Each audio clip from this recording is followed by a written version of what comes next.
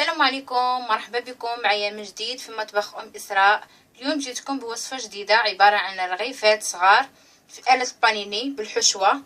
الان ندوزو المقادير. عندي 600 غرام ديال دقيق الفرص نوعيه ممتازه. عندي زيت العود، غنستعمل 2 معالق ديال زيت العود. عندي معلقه كبيره ديال النيدو. عندي شويه ديال السنيده. عندي نص باكيه ديال الخميره ديال بيكن باودر. عندي شويه ديال الملح وعندي قطره ديال الخل وعندي الماء دافي باش غادي نعجن. الان ندوزو للطريقه ديال التحضير. نجيب اناء فاش غنخدم.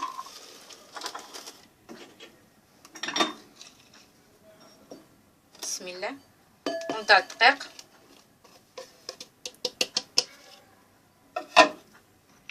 نضع نيدو،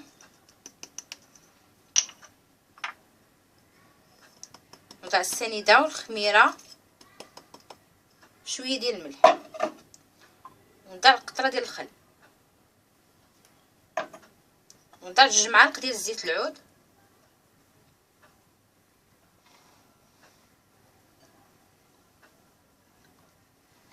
شو 2 معالق ديال زيت العود، والماء دافي باش غادي نعجن. بسم الله.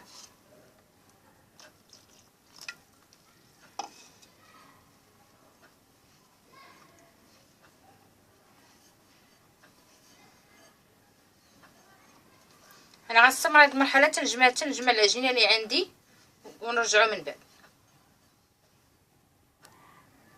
الان بعد ما جمعت العجينه نقدلك فيها مزيان على هذا الشكل.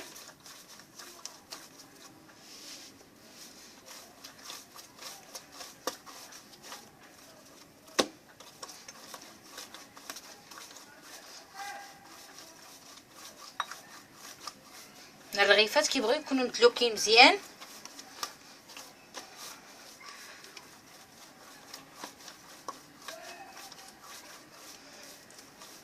صافي،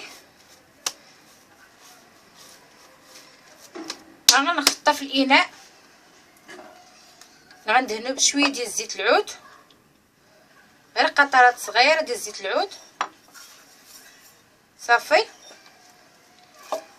وغادي نغطيها ونخليها ترتاح. ملي غترتاح غادي نقجها كويرات صغار باش ندوزو الحشوه. صافي، بعد ما ارتحت لي العجينه ديالي بديت كنقج فيها كويرات صغار. هنا دينا بالزيت هكذا، نقجهم كويرات صغار حيت غنديروا وحده فوق من وحده حتى غنديروا 2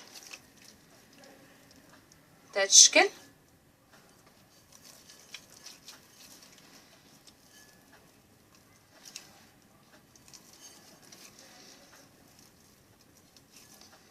صافي، انا غنستمر على هذه المرحله حتى نكمل الكويرات كاملين اللي عندي.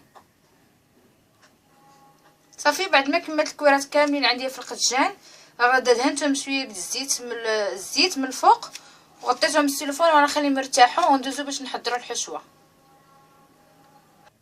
اما بالنسبه للحشوه عندي بصله مشلضه، بصله كبيره، عندي علبه ديال الطون، عندي شويه ديال اللانشون حكيتو، تقريبا 50 غرام ديال اللانشون. الا ما عندكمش لانشون ممكن ديروا مرتديله عاديه. وعندي فرماج مربعات، وعندي 50 غرام ديال الزيتون خضر مقطع، عندي شويه ديال الزعتر، شويه ديال الابزار، شويه ديال الملحه وزيت العود. دابا غننتقل غنشحر البصله مع الزعتر والملحه وشويه ديال الابزار مع زيت العود، وعاد نرجع نكمل معكم.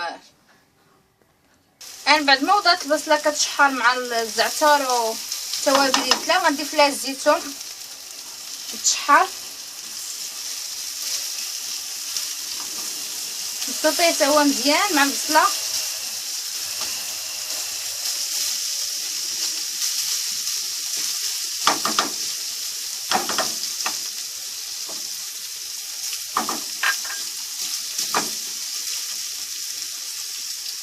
صافي، بعد ما تشحرات ليا البصله غنوضعها في الاناء.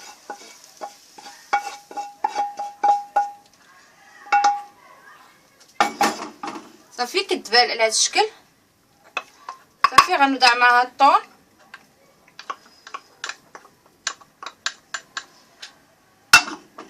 ونضع معها لانشون.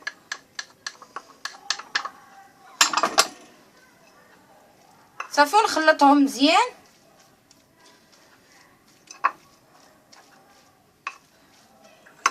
وعاد نجيب السمن ديالي باش نعمرو. صافي بعد ما بدات لي الحشوه بديت كنقرص في الكوارات ديالي. دابا غنضيف في الحشوه على هذا الشكل.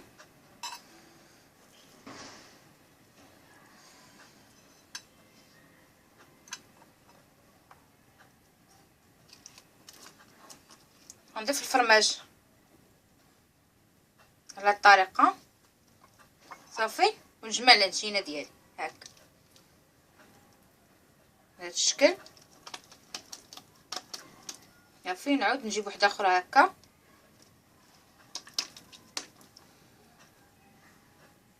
بالنسبه للكوارع الثانيه غندهنها بشويه ديال الزبده.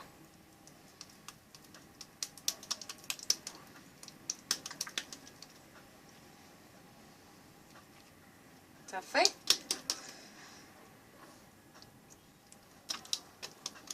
تكون هاد الرغيفات كيجيو بنان بزاف بهذه الطريقه.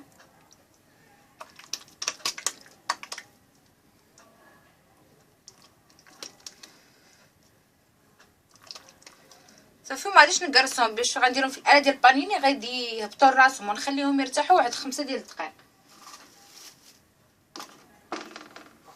صافي نعاود وحده اخرى قدامكم بهذا الشكل. وحده كندهنها بالزيت، الكوره الاولى كندهنها بالزيت بهذا الشكل. كنقرصهم رقاق.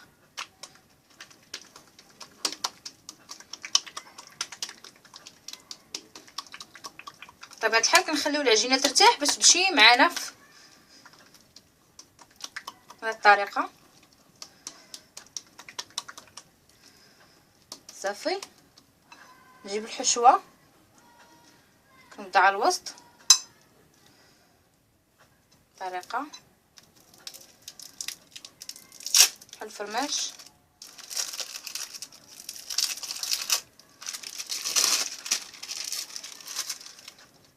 بهذه الطريقه كنوضع على الوسط هكذا. كنعاود نجيب وحده اخرى هنا بحال الرغيفات العاديين اللي كنديرو كذا.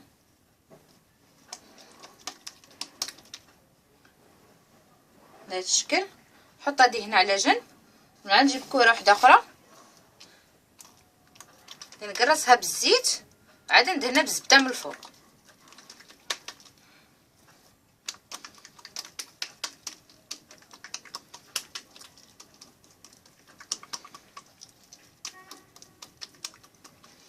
صافي نجيب الزبده ندهنها بالزبده من هنا.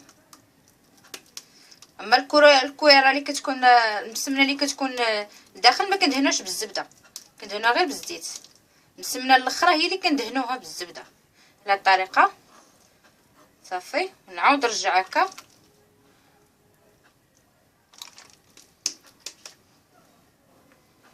صافي هكذا. انا غنستمر على هذه المرحله حتى نكمل الرغيفات كاملين اللي عندي. بعد ما كملت الرغيفات ديالي كاملين في الحشوه فانا غطيتهم بالسلوفان ونخليهم يرتاحوا مده 5 دقائق ولا 10 ديال الدقائق. ومن بعد عاد ندوز نطيبهم. صافي بعد ما وضعت الاله ديالي كتسخن ديال البانيني غندهنها مزيان بالزيت غير من التحت ندهنوها مزيان ومن الفوق غير شويه ماشي بزاف بهذه الطريقه.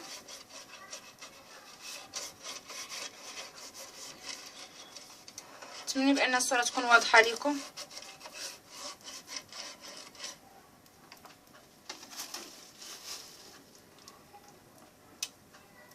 صافي نجيب الرغيفات ديالي نحطهم ما نقرصهم ما والو. غير نحط عليهم هذا غير بريسون بوحدهم بهذه الطريقه. صافي نسد عليها.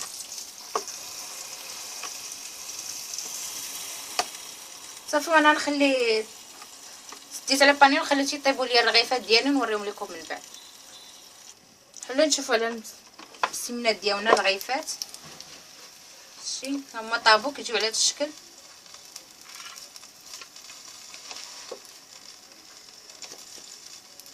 نحيدهم.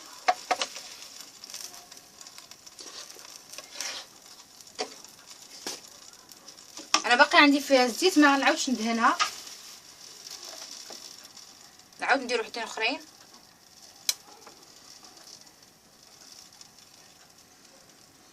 كيجيو زوينين هاد الرغيفات، كيجيو بنان.